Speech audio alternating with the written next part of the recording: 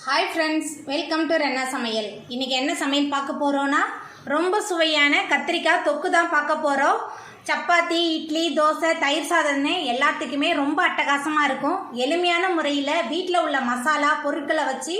ரொம்ப குறைவான நேரத்தில் அசத்தலான கத்திரிக்காய் தொக்கு செய்யலாம் அந்த சுவையான கத்திரிக்காய் தொக்கு எப்படி செய்யறதுன்னு வாங்க பார்த்துடலாம் கத்திரிக்காய் தொக்கு பண்ணுறதுக்கு எண்ணெய் சேர்த்துடலாம் 4 டேபிள் ஸ்பூன் எண்ணெய் சேர்க்குறேன் எண்ணெய் கொஞ்சம் தாராளமாக இருந்தால் தொக்கு நல்லாயிருக்கும் வச்சு சாப்பிட்றதுக்கும் சுவையாக இருக்கும் எண்ணெய் சூடாகி வரட்டும் எண்ணெய் சூடாகி வந்துட்டு இதில் 1 டீஸ்பூன் கடுகும் 1.5 டேபிள் ஸ்பூன் சீரகமும் சேர்த்துடலாம் கடுகும் சீரகமும் நல்லா பொரிய ஆரம்பிச்சிருச்சு பொடியாக நறுக்குன 2 பெரிய வெங்காயம் சேர்த்துடலாம் அது கூடவே 2 தக்காளி பழம் 2 சேர்த்துட்டு நல்லா வதக்கிடலாம் வெங்காயமும் தக்காளியும் நல்லா வதங்கி வரணும் நல்லா வதக்கிடலாம் நம்ம தொக்கு செய்கிறோம் அதனால் தொக்குக்கு வெங்காயம் தக்காளி அதிகமாக இருந்தால் தான் தொக்கு நல்ல சுவையாக இருக்கும் நம்ம சேர்த்த வெங்காயமும் தக்காளியும் நல்லா வதங்கி வந்துருச்சு இப்போ இதில் 3 தக்காளியை விழுத அரைச்சி வச்சுருக்கேன் இப்போ தக்காளி விழுத சேர்த்துடலாம் அது கூடவே 2 டேபிள் ஸ்பூன் இஞ்சி பூண்டு விழுது எல்லாத்தையும் சேர்த்துட்டு நல்லா வதக்கிடலாம் நம்ம சேர்த்த வெங்காயம் தக்காளி நல்லா வதங்கி இஞ்சி பூண்டோட பச்சை வாசனையெல்லாம் போயிடுச்சு இப்போ இதில் கொஞ்சமாக கருவேப்பிலை சேர்த்துடலாம்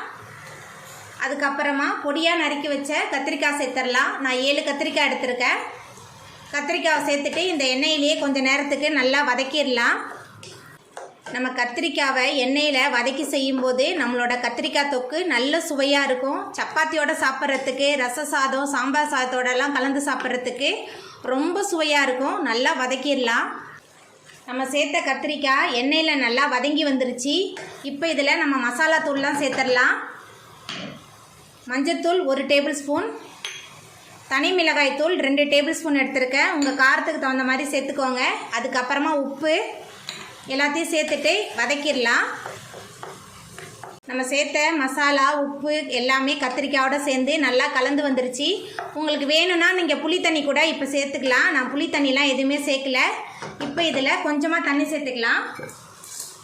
நான் மிக்ஸி ஜாரை கழுவி அந்த தண்ணியை தான் சேர்க்குறேன் தக்காளி அரைச்ச தண்ணி இது எல்லாத்தையும் சேர்த்துட்டு நல்லா கலந்து விட்டுடலாம்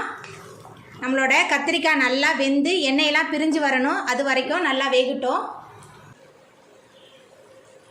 கத்திரிக்காயெலாம் நல்லா வெந்து எண்ணெயெல்லாம் பிரிஞ்சு மேலே வந்துருச்சு பாருங்கள் நம்மளோட கத்திரிக்காய் தொக்கு ரொம்ப சூப்பராக ரெடி ஆகிட்டு இப்போ நம்ம அடுப்பு ஆஃப் பண்ணிடலாம்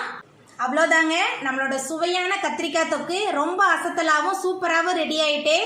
நீங்களும் உங்கள் வீட்டில் இந்த எளிமையான முறையில் செய்யக்கூடிய கத்திரிக்காய் தொக்கை செஞ்சு பாருங்கள் இந்த வீடியோ உங்களுக்கு பிடிச்சிருந்தா லைக் பண்ணுங்கள் ஷேர் பண்ணுங்கள் கமெண்ட் பண்ணுங்கள் சப்ஸ்கிரைப் பண்ணுங்கள் அப்படியே பக்கத்தில் உள்ள பெல் பட்டனை கிளிக் பண்ணிடுங்க நன்றி